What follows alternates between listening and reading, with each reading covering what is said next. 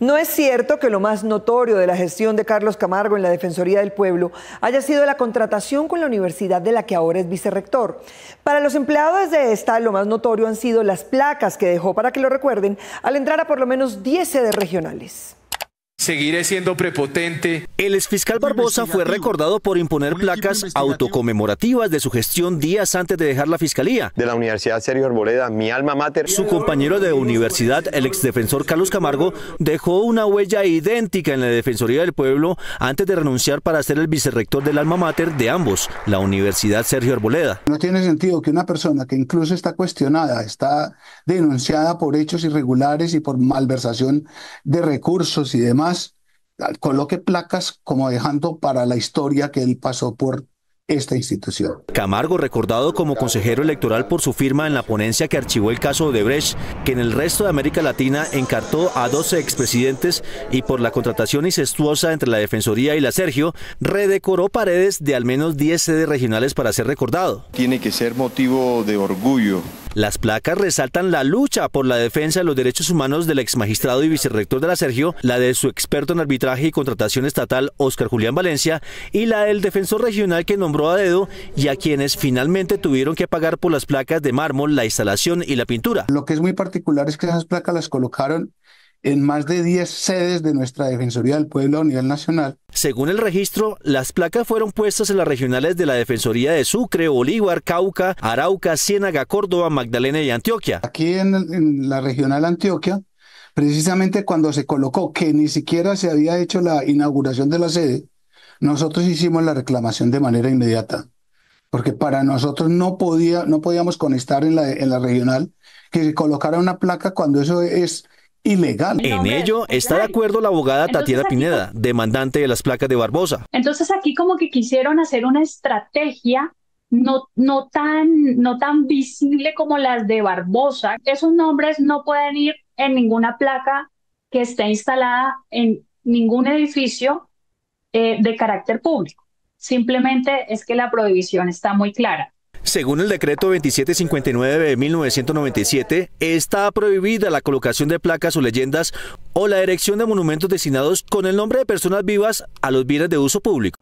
Aunque Carlos Camargo renunció a la Defensoría del Pueblo y el Congreso le permitió nombrar a su sucesor, él siguió fungiendo al tiempo como defensor y directivo de la Universidad Sergio Arboleda, a la que la Defensoría benefició con contratos. Gustavo. María Fernanda, Camargo estuvo disfrazado de funcionario de la Defensoría el pasado martes, vistiendo un chaleco de la entidad en CRT, y luego fue a Medellín a inaugurar una sede de la Defensoría, justo en la víspera de la posesión de la nueva defensora. Carlos Camargo inauguró esta semana sedes de la Defensoría del Pueblo, vistiendo el chaleco distintivo de la entidad, a pesar de renunciar y finalizar su gestión el 31 de mayo. Para nosotros es un honor y un privilegio tenerlo a usted, doctor Carlos Camargo Asila. Yuseli Rincón, defensora regional Antioquia, expresó de manera sucesiva reconocimientos y halagos para su jefe y nominador en la inauguración de la sede de la Defensoría en Medellín. Doctor Carlos, usted sigue siendo mi jefe. Usted hizo posible lo que no había sido posible durante muchísimos años. Le hizo reconocimiento al renunciado Carlos Camargo con una placa en la sede por la que éste habría pagado un valor mayor al real. Compran la sede por 5.700 millones, esto se dio en el año 2022. Las adecuaciones están alrededor de 4.000 millones, unas adecuaciones que no podían realizar porque la infraestructura hace parte del centro histórico y cultural de la ciudad de Medellín. Camargo había estado antes en CRT Córdoba, disfrazado como funcionario de la Defensoría y declarando como si no hubiera huido de su cargo antes de terminar su periodo. Uno de los grandes retos, de los grandes desafíos que nos trazamos en los 4 años de esta administración de la Defensoría del Pueblo. Aparece portando prendas de la Defensoría del Pueblo. Claramente eso se puede configurar en un delito de usurpación de funciones. Camargo en un video del 31 de mayo manifestó quién le sucedería en el cargo. Desde el momento de mi salida, asumiría como defensor del pueblo el actual vicedefensor Julio Luis Balanta Mina. Pero Balanta no atendió los mensajes de Noticias 1 para recoger su impresión sobre la suplantación de la que había sido objeto por su ex jefe y nominador. La razón de mi salida, desde hace varios meses, las directivas de la Universidad Sergio Arboleda, mi alma mater, me habían ofrecido regresar para apoyar el proceso de fortalecimiento institucional de cara a los nuevos retos que enfrenta la educación superior. Pero tal apoyo lo brindó como defensor del pueblo, pues con esta universidad firmó un contrato para entrenar funcionarios por 2.200 millones de pesos. Nos dimos a la tarea de buscar el ranking de la Universidad Sergio Arboleda y no aparece, entonces no hay ninguna justificación para decir por qué una contratación directa con la Universidad Sergio Arboleda. El sindicato de la Defensoría ya presentó las quejas y denuncias respectivas por estas actuaciones de Carlos Camargo ante la Contraloría y la Fiscalía General de la Nación. Los 2 años del gobierno de Gustavo Petro no han significado una mejoría en las condiciones de seguridad de los defensores de derechos humanos, según la evaluación que hoy hizo la Comisión Interamericana de Derechos Humanos.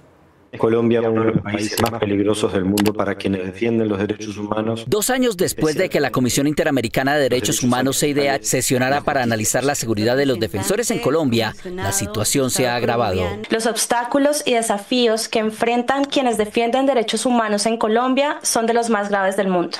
Lamentablemente, esta situación no solo no ha cambiado, sino que empeoró desde la audiencia similar que sostuvimos en 2022. Según las cifras que analizó hoy la CIDH en 2023, de los 126 asesinatos a defensores de derechos humanos en América Latina, solo 21 no ocurrieron en Colombia. En una audiencia adelantada hoy en Washington, los defensores sostuvieron que las medidas de protección adoptadas por la Unidad Nacional de Protección, entidad encargada de su seguridad, son insuficientes. El mal estado y la falta de mantenimiento de los elementos de protección otorgados a personas beneficiarias, chalecos blindados, teléfonos móviles, vehículos de protección, etc. Los activistas aseguraron que la mayoría de las investigaciones penales abiertas por crímenes contra los defensores y las defensoras, y aún los que estudió la Corte Interamericana de Derechos Humanos al otorgarles medidas cautelares, permanecen en etapa de indagación preliminar y en las pesquisas no hay diferenciaciones étnicas ni de género. Si ninguna persona vinculada o fueron archivadas. Continúa desconociendo el carácter étnico